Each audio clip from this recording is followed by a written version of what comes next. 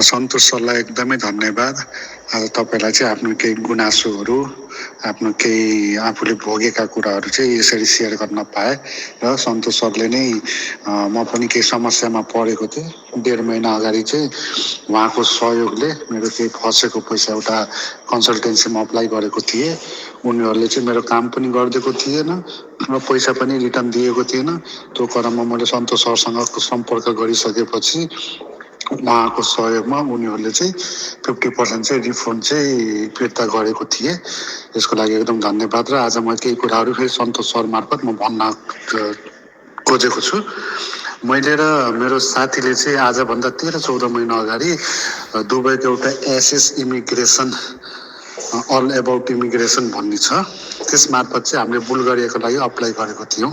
त्यसको office union metro station युनियनमा exit 2 देखि गएपछि अलमोस्टिक बिल्डिङमा चाहिँ उनीहरूको अफिस छ।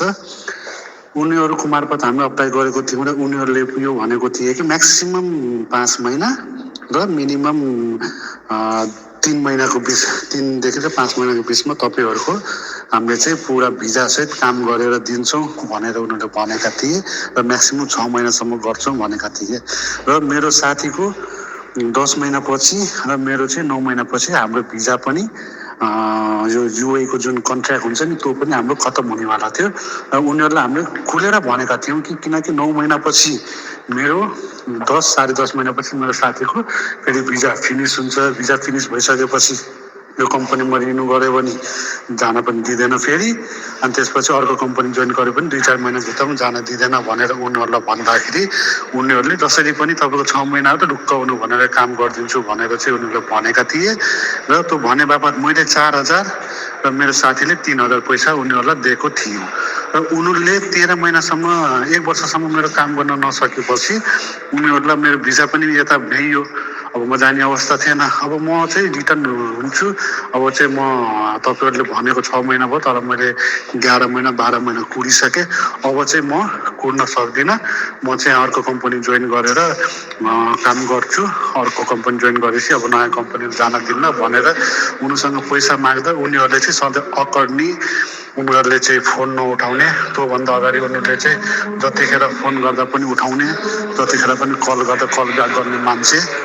अरू बेला उनीहरूलाई कल गर्न पाएको छैन, कल ब्याक गरे तुरुन्तै कल गर्थे।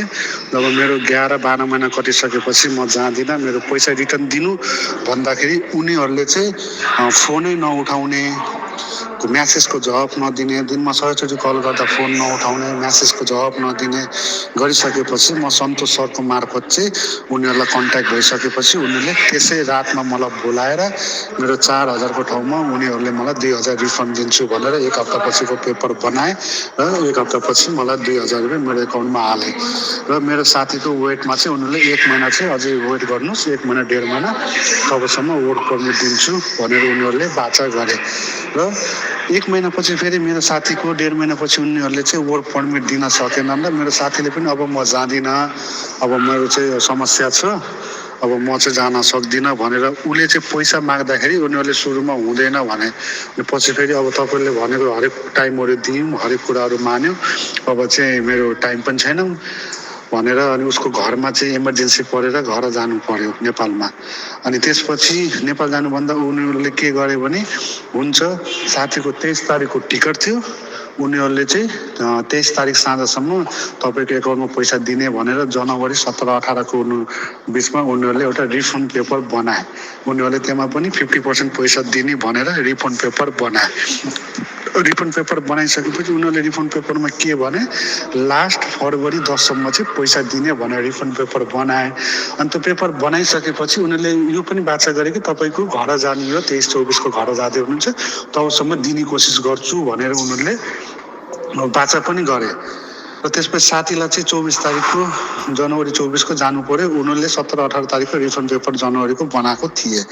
र उनीहरूलाई त्यसपछि हामीहरूले कति मैले यताबाट कति कल म्यासेज गर्ने, कुनै रेस्पोन्ड नदिने, कुनै जवाफ नदिने, साथीले कल म्यासेज गर्दा कुनै रेस्पोन्ड नदिने, कुनै जवाफ नदिने गरिसकेपछि उनीहरूले 1-2 तारिकको फेरि भने कि वर्क पर्मिट अब आएको छ, तपाईँहरू जानुपर्छ। नेपाल हो भने दिल्लीबाट चाहिँ एमबेसी डेट लिन्छ, तपाईँ जानुपर्छ। साथीले भने म अहिले 1-1.5 महिनामा जान सक्दिनँ, तर तपाईँहरूले पहिला बाचा गरेको रिफन्ड पेपर अनुसार मेरो पैसा रिटर्न दिनुहोस्, त्यसपछि चाहिँ म गर्छु भन्दा उनीहरूले कल पनि नउठाउने, म्यासेजको रिप्लाई नदिने।